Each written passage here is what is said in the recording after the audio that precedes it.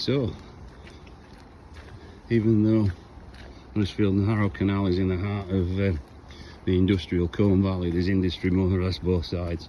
Straight in, straight away, within 5 minutes, there's a heron. Chilling, fishing.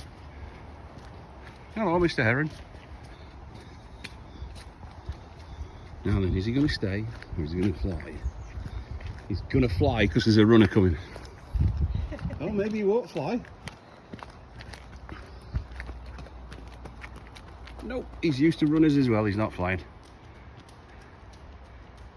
And in a complete juxtaposition, down there the heron and blah blah blah. Then we get the scrapyard. But at least it's just scrap now.